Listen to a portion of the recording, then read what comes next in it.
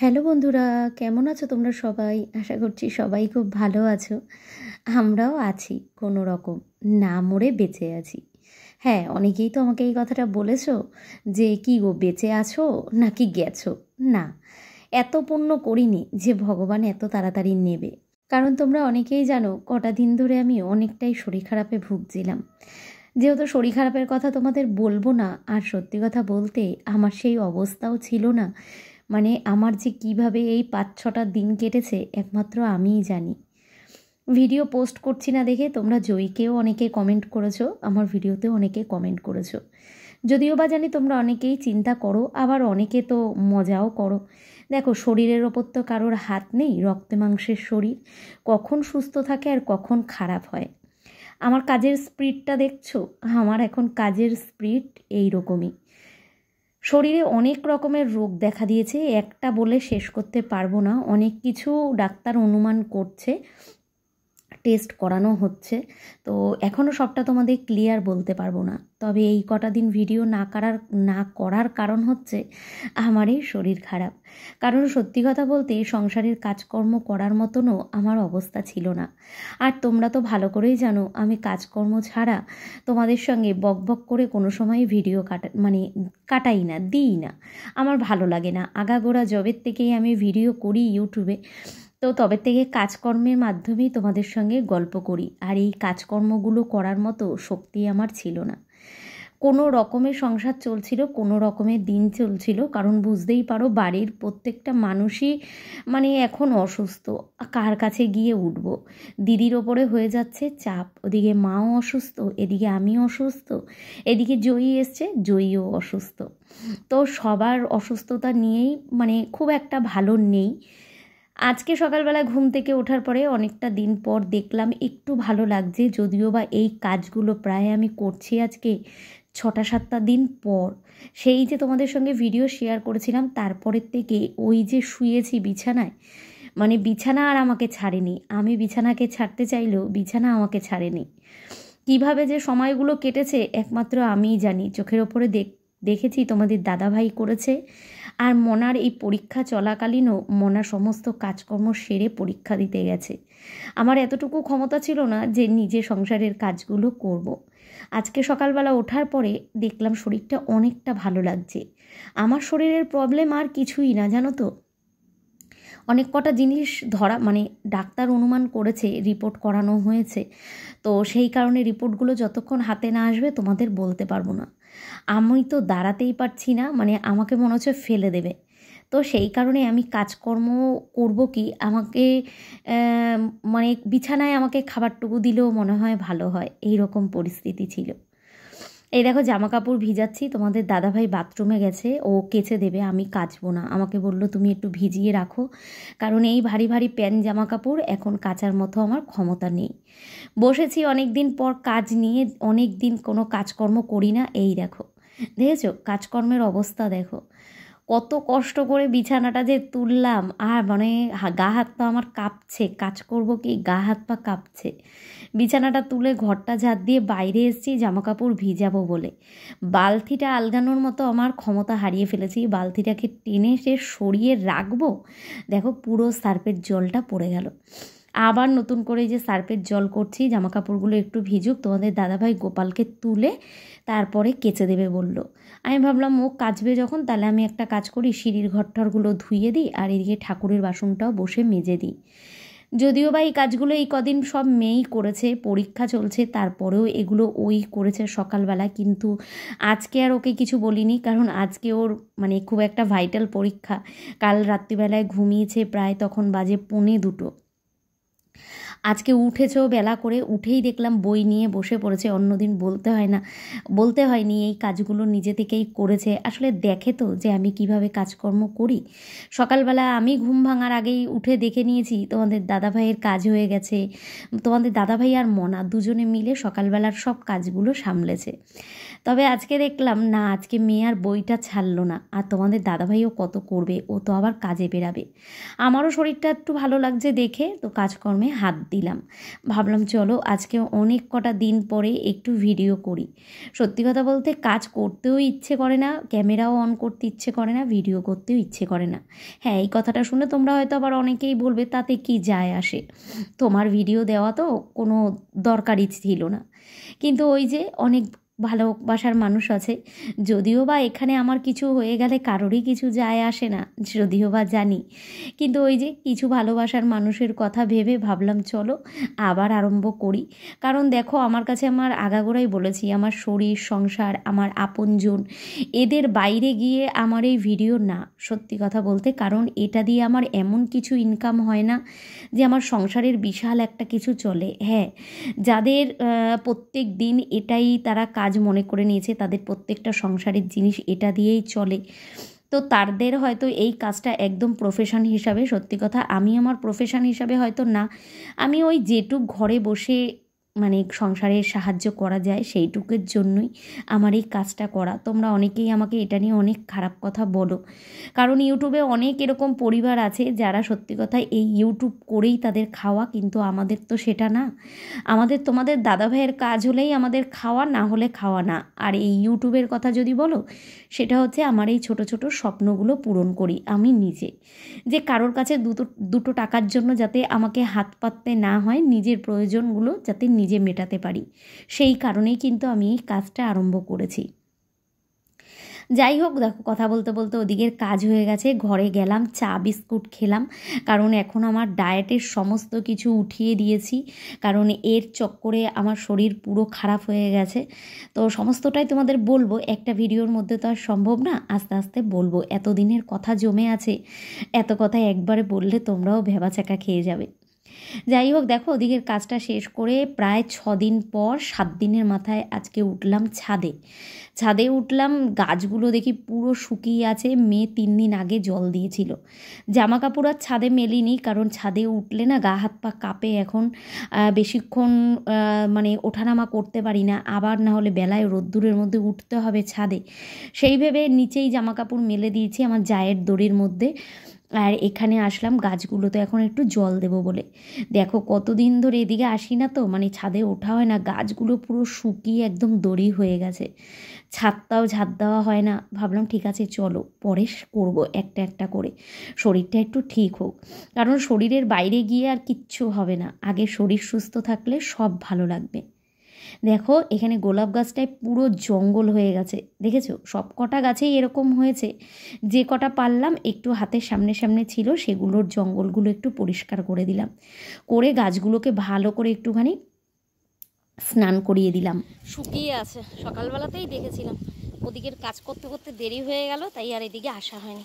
সব গাছে জল দিয়ে দিয়েছি, আর মেন কথা গাছে ধরে গেছে সব পোকা, দেখি একদিন আবার একটু পোকার ওষুধ নিয়ে আসবো, সব গাছগুলোতে দেবো, কারণ এখন জবা ফুলগুলো ফোটার টাইম তো, এই গাছগুলো তো সব একদম শুকিয়ে গেছিলো।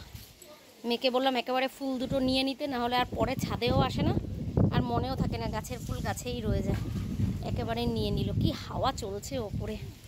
ঠিক আছে চলো নিচে যাই, আর একটা গাছেই জল দেওয়া বাকি আছে, এই যে এইটা দিয়ে নিচে চলে যাব।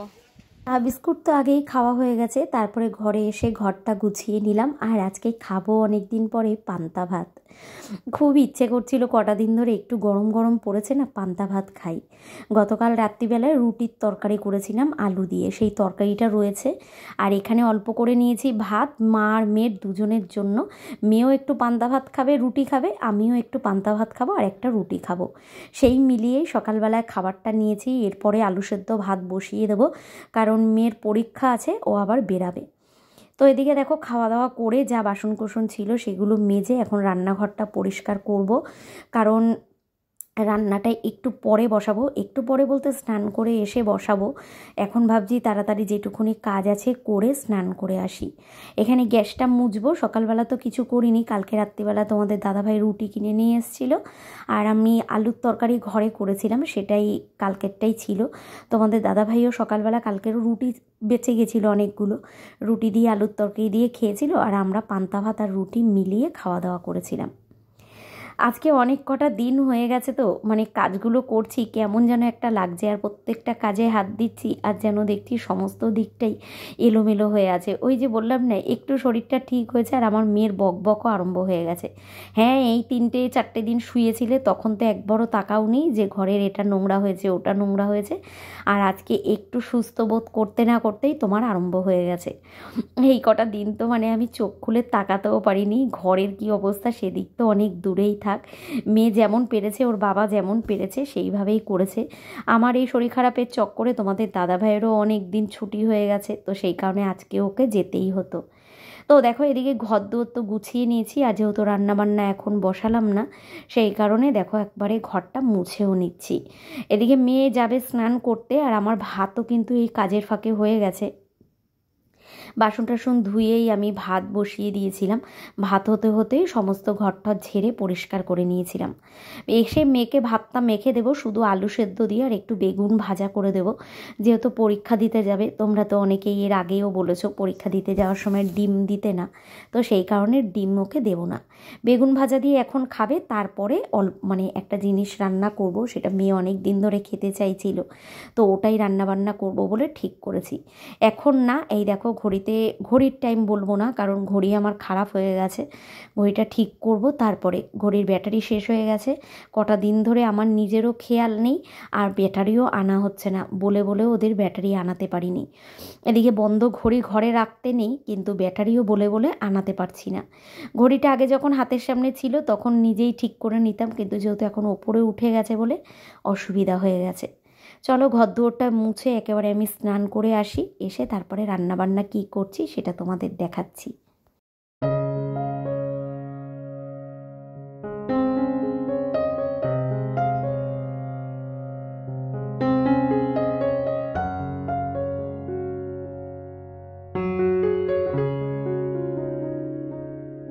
ভিডিওতে হয়তো স্পিডের কারণে তোমরা কাজকর্মগুলো যতটা স্পিডে দেখলে, এই কাজকর্ম করতে আমি পুরো হাঁপিয়ে গেছি। মানে স্নান করে এসে মনে হয় একটা বড় নিঃশ্বাস ছাড়লাম, কি যেন একটা শান্তি হলো। স্নান করে এসে একটু চোখে মুখে ক্রিম লাগিয়ে তো চুলটা এখন আঁচড়াবো না, ইচ্ছে করছে না। ওদিকে রান্না বসিয়ে দেবো। মেয়ে তো বেরিয়ে গেছে অনেকক্ষণ আগেই, চলে আসবে বেশিক্ষণ নয়, 1 ঘন্টার তো পরীক্ষা, চলে আসবে। এদিকে দেখো ভাতের জল বসিয়ে দিয়েছি, বড় হাঁড়ি দেখে বুঝতেই পারছো একটা স্পেশাল কিছু রান্না হবে। হ্যাঁ, অনেক দিন ধরেই মেয়ে বলছিল যে মা এখন রান্না করছে না দেখে কটা দিন, সত্যি কথা বলতে কটা দিন শুধু আলু সেদ্ধ ভাত ডিম ভাজা এই হয়েছে, ডাল সেদ্ধ। তোমাদের দাদাভাই যা পেরেছে, কারণ ও রান্নাবান্না করতে পারে না, বুঝেছো। তো গতকাল রাত্রিবেলা আমি শুনছিলাম ওর বাবাকে বলছিল অনেক দিন একটু ফ্রাইড রাইস খাই না, আর শীত তো চলেই গেল, কড়াইশুঁটিতে দিয়ে মা খুব সুন্দর ফ্রাইড রাইস করে। সেই কারণে শোনার পরে আজকে সকালবেলা উঠেই যখন দেখলাম শরীরটা ভালো লাগছে, করতে নিয়েছি। এখানে দেখো ফ্রাইড রাইস, চাল ভিজিয়ে রেখেছি, এদিকে অনেকটা কড়াইশুঁটিও ছাড়িয়ে রেখেছি। আলুর দম করবো সাথে, কারণ কোনো সবজি বাজার মাছ টাছ কিচ্ছু ঘরে নেই, আর বাজারে যাওয়ার মতো এখন আমার ক্ষমতাও নেই, সেই কারণে আলুর দম দিয়েই ফ্রাইড রাইস করব।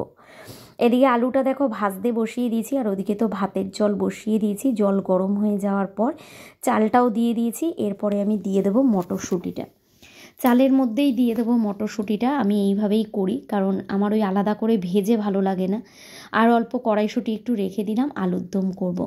এই তো শীত চলে গেল, এরপরে আর কড়াইশুঁটিও পাওয়া যাবে না, কারণ প্রত্যেকবার আমি কিছু না কিছু কড়াইশুঁটি রাখি জানো তো, এইবার আর তোলা হয়নি। আলুগুলোকে আলাদা ভেজে নিয়েছি, তেলের মধ্যে গোটা গরম মশলা তেজপাতা শুকনো লঙ্কা ফোড়নে দিয়ে দিলাম 2টো টমেটো। ওদিকে ভাতও হয়ে গেছে, ভাতটা উপর দিব। তো মশলাটাকে এখানে দিয়ে দিয়েছি। দেখো এখানে মশলা বলতে পোস্ত চালমগজ কাজু বাদাম আদা কাঁচা লঙ্কা একসঙ্গে পেস্ট করে রেখেছি। তো এরপরে দেখো দিয়ে দিলাম, আর একটু জল দিলাম, কারণ যেহেতু কাজু পোস্ত টোস্ত আছে তো সেই কারণে শুকিয়ে আসবে, একটু জল দিলাম, দিয়ে দিলাম মটরশুঁটিগুলো। এরপরে দেব একটু নাড়াচাড়া করে গুঁড়ো মশলা, একটুখানি কাশ্মীরি লঙ্কার গুঁড়ো, হলুদ, নুন, জিরে গুঁড়ো, ধনে গুঁড়ো একটুখানি দিয়ে ভালো করে এখন মশলাটাকে কষিয়ে নেব। আলুটা একটু পরে দেব, মশলাটা দিয়ে একটু তেল বেরালে তারপরে আলু দেব। জানি তোমরা অনেকে মানে মিস করো আমার এই রান্নাবান্নাগুলো, তাই আজকে রান্নাটা শেয়ার করলাম। মশলা পুরো কষানো হয়ে গেছে, দেখেছো তেল ছেড়ে দিয়েছে। আলু বেশি দিইনি, আলু অল্পই দিয়েছি। ভালো করে এখন কষানো হয়ে গেছে। আর এইদিকে আমি গরম জলও করে রেখেছি, দেবো এটার মধ্যে। এই দেখো তেল ছেড়ে এসছে। আগে ভালো করে মশলা কষিয়ে নিয়ে তারপরে আলুটা দিলাম। আলুটা তো ভাজাই ছিল, অল্প জল দেব, দিয়ে ঢাকা দিয়ে রাখবো, আস্তে আস্তে সেদ্ধ হয়ে যাবে। আর এই পোস্ত বাটা, কাজু বাদাম বাটা এই তরকারিতে না একটু জল বেশি দিতে হয়, কারণ এরপরে যখন আলু সেদ্ধ হয়ে যাবে নামানোর সময় পুরো শুকিয়ে যায়। এদিকে টুকিটাকি যা বাসন ছিল সেগুলো ধুয়ে নিয়েছি। আর এবার শুধু এই গাজর বিনসটা ভাজবো, এই কাজু কিশমিশটা দিয়ে দেবো ওটার মধ্যে ভাজার সঙ্গে। আর এদিকে আমার ভাতও হয়ে গেছে, এই দেখো। ব্যাস, এরপরে এটার সঙ্গে শুধু মেশাবো।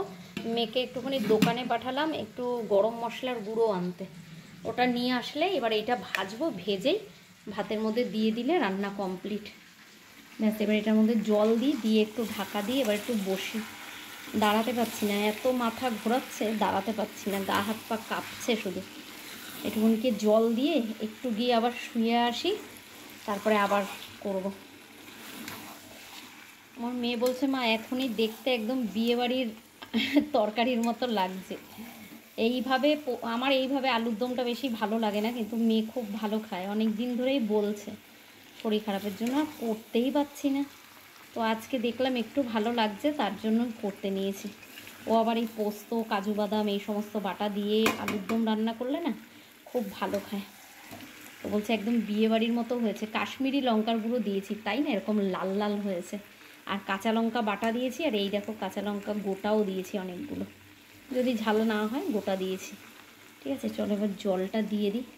ইন্ডাকশান ওভেনে গরম করেছিলাম জলটা, একটুখানি লাগবে। আলু সেদ্ধ হয়ে একটু ঝোল ঝোল মতো রাখবো, কারণ আলুটা আবার টেনে যাবে, মানে মশলাতে পুরো টেনে নেবে, একটু সেদ্ধও হবে আলুটা। চলো এরপরে শুধু নামানোর সময় একটু ঘি দেব আর একটু গরম মশলার গুঁড়ো দেবো। ওই গরম মশলার গুঁড়োটা আনতেই মেয়েকে পাঠিয়েছি। স্নান করে এসেও অনেকক্ষণ শুয়ে পড়েছিলাম, তো তবু রান্না করতে দেরি হয়ে গেছে। মেয়েও চলে এসছে আর রান্নাও প্রায় হয়েই এসছে।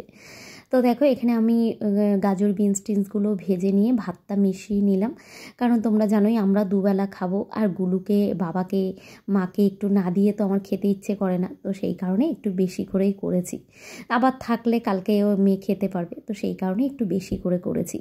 এই রান্না করতে করতেই রান্নাঘরটা এখন পরিষ্কার করে নিয়ে মা আর মেয়ে দুজনে একদম গরম গরম খেতে বসে যাব। তাও বেলা অনেক হয়ে গেছে, প্রায় 5:10 মতো হয়ে গেছে খেতে বসতে বসতে। তো ভিডিও আর বেশি বড় করলাম না, যতটুকু পারলাম আজকে তোমাদের সঙ্গে শেয়ার করলাম। চলো সবাই ভালো থেকো, সুস্থ থেকো। জানি তোমরা সবাই ভালোই আছো, আশা করি তোমরা সবাই ভালোই আছো। চলো আবার দেখা হচ্ছে আগামীকাল নতুন সকাল নতুন ব্লগের সঙ্গে।